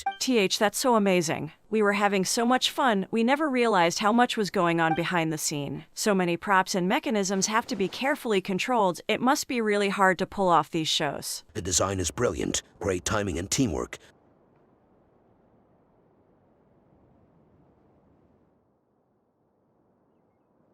So, is this 𝘿𝙖 talking to us now? Are you using these 𝘎𝙤𝙧𝙨 to control the 3-day reverie? Why not just come explain things yourself? 𝘿𝙗 still has so many questions for you. Correct, but there's more to it. Everything you have seen, and everything inside this broadcasting station, including the chief director, fake playwright, loafer, hustler, and the harem scarum, as well as the other unseen and unheard hydro-idol and maintenance staff, of course. Combine all of these and that is 𝘿𝙖, not a person, but the entire system itself, creator and controller of the show. 𝘿𝙖 is not a person, but a system. Wait a sec, that's overloading 𝘿𝙗's brain. 𝘿𝙗 knows that water droplets are smart, but can they actually design such a complicated system by themselves? There must be a designer behind the curtain, and someone to look over the scripts, right? Yes, that was the case at first. Your surprise is expected. Long story short, 𝘿𝙖's 3-day reverie started with the passionate director 𝘿𝙗𝙀. During his short stay in 𝘿𝙗𝙮, director 𝘿𝙗𝙀 poured his energy into putting on exciting plays and never had time for anything else. As he spent more time with the hydro-idolins, he discovered their intelligence and rich emotions. Hydro-idolins enjoyed his plays and looked forward to the next show. They also wanted to share their enjoyment with visitors. An idea grew inside 𝘿𝙗𝙀's head that hydro-idolins direct or even design a show. So bold. That sounds like teaching a group of children to be directors. Indeed, it was difficult. Fortunately, everyone worked together, our joint efforts overcoming all obstacles. Director 𝘿𝙗𝙀 trained some of the hydro-idolins most passionate about plays, teaching them the critical concepts involved. After some trial and error, 𝘿𝙗𝙀 wrote several sample plays with detailed explanations regarding the thought behind them. With ideas' help, he built the controller as well as all the mechanisms connected to it. In addition to the lines from the plays themselves, director 𝘿𝙗𝙀 also recorded lots of commonly used words that we could combine into sentences to communicate with guests. After a lot of practice, we finally learned to put on all 3 sample plays without a hitch. The 3 plays are indeed the Black Knacker and the All-Devouring Kraken, Petrifying Gaze, and Sky Castle Saviors. That is to say, director 𝘿𝙗𝙀 prepared the foundation and infrastructure for 𝘿𝙖's 3-day reverie as well as left the scripts with accompanying instructions. We definitely never noticed the whole thing was controlled by water droplets. That's quite the compliment. We appreciate you validating our hard work and proved many of our ideas correct. This is the reason why we wish to provide you with a token of our gratitude and show you everything that went into the production of the show. Don't mention it. We enjoyed ourselves. That's right. We experienced a really special attraction and broadened our horizons. We should be thanking you, 𝘿𝙖. Ahaha. Then we continue onwards to our next goal, writing our own scripts. To do this, we improve our understanding of plays and keep collecting new materials. The one called Fake Playwright here collects stories from visitors and enhances our ideas with those. Even if it can't meet suitable guests itself, Fake Playwright talks to other hydro-idolins about their encounters. Oh, so when we tell our stories to Fake Playwright, it helps you write new plays. Exactly. If you have time, please talk with Fake Playwright more. Also, please continue to enjoy your time in 𝘿𝙗𝙮, and please talk more with the other hydro-idolins here. No worries. 𝘿𝙗 and Love It here will definitely provide you with lots of great material. Actually, there's something else. 𝘿𝙗's been curious about it for a while. Why is it called 3-day reverie? Could it be that director 𝘿𝙗𝙀 spent 3 days on each play? Or maybe, like, 3 days in total? Haha, I know this one. It refers to yesterday, today, and tomorrow, right? Yesterday, today, and tomorrow. Sounds reasonable to 𝘿𝙗. That means director 𝘿𝙗𝙀, all of 𝘿𝙖 is working so very hard on the plays day after day. Nice one. Unfortunately, it's not quite that day. I don't think I'll really be time left behind.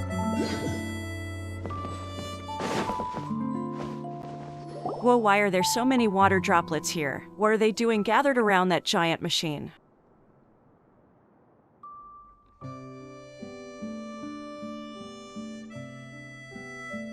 𝘿𝙗's confused. What's this machine for? And where's 𝘿𝙖? Welcome to the 3-day reverie. Surely, you must be confused by the scene unfolding before your eyes. Then allow us to demonstrate. Come on, Loafer, stop napping. Now place one action 2. Let us give thanks to fate, dear travelers, for your wanderings have finally brought you here.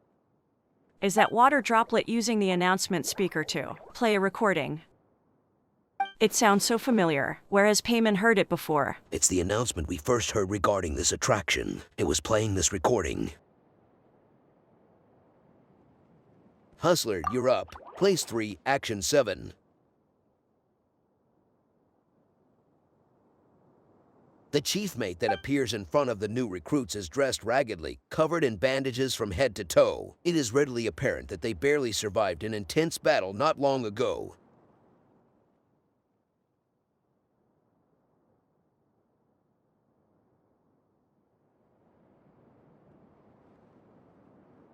𝘿𝙗 remembers. This is from the 𝘠𝙦 and the 𝐿𝙖𝙮 𝙭𝙯. This is the part right after we meet the chief mate. The narration we heard then was also played like this. What amazing timing. The 𝘿𝙗𝙾 and 𝘠𝙦 are about to reach the pass where the treasure is hidden. Hurry up and prep the scenery and props. Don't you dare screw this up. That water droplet is operating that device. 𝘿𝙗 can't see how. Monitoring, broadcasting, and operating the mechanisms. Those capabilities are enough. Correct. The function of this massive device is to control the timing of all the mechanisms in every play. Our diligent 𝘖𝙗𝙧𝙀 are constantly monitoring the progress of each show, so that whenever tourists arrive at the designated spots, they hear the proper narration and each prop and device is activated on time.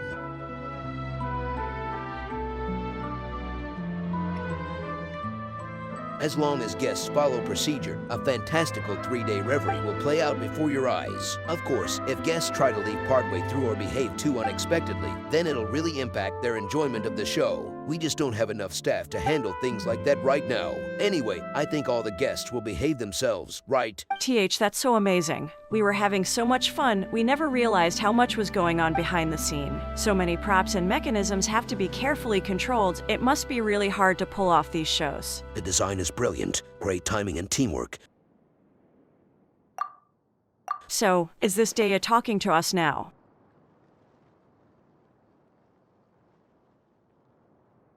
Are you using these 𝘖𝙗𝙧𝙀 to control the 3-day reverie? Why not just come explain things yourself? 𝘿𝙗 still has so many questions for you. Correct, but there's more to it. Everything you have seen, and everything inside this broadcasting station, including the chief director, fake playwright, loafer, hustler, and the 𝘿𝙗𝙾, as well as the other unseen and unheard 𝘖𝙗𝙧𝙀 and maintenance staff, of course. Combine all of these and that is 𝘿𝙖, not a person, but the entire system itself, creator and controller of the show.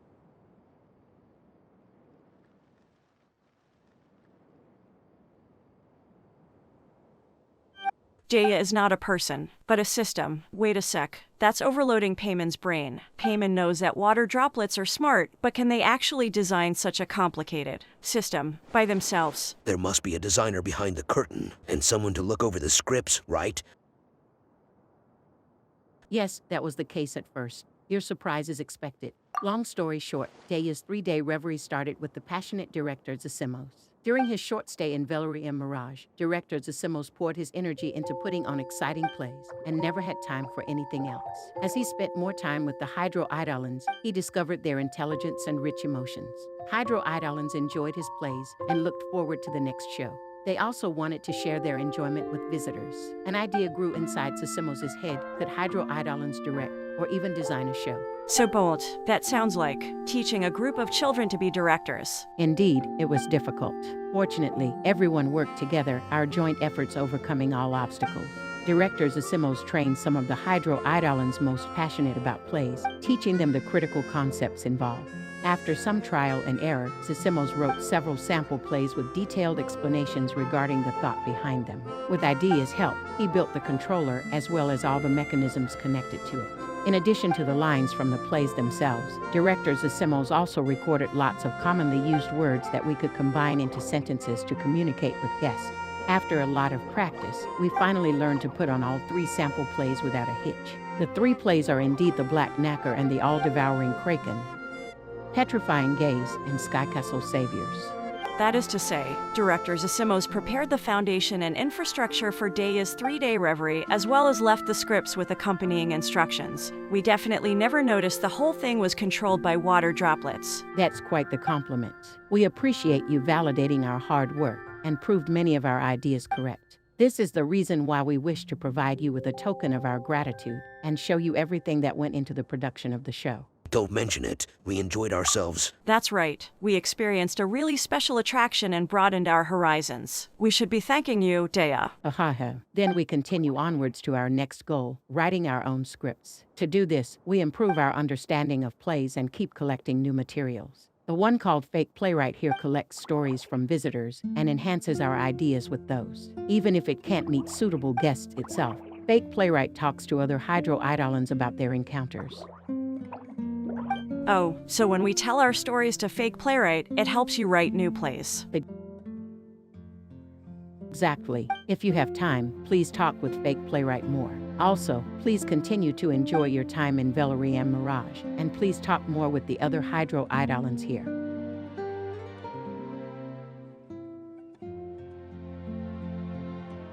No worries. Payman and Lovett here will definitely provide you with lots of great material. Actually, there's something else. Payman's been curious about it for a while. Why is it called 3-day reverie? Could it be that Director 𝘿𝙮𝙮 spent 3 days on each play? Or maybe, like, 3 days in total? Haha, I know this one. It refers to yesterday, today, and tomorrow, right? Yesterday, today, and tomorrow. Sounds reasonable to Payman. That means Director 𝘿𝙮𝙮, I mean, all of 𝘿𝙖𝙮 is working so very hard on the plays day after day. Nice one. Unfortunately, it's not quite that deep. Actually, the true meaning behind 3 days is, hey, plenty of time left to do it tomorrow. Maybe I'll really be in the zone tomorrow, and if I don't finish it tomorrow, I'm dead meat. Seriously,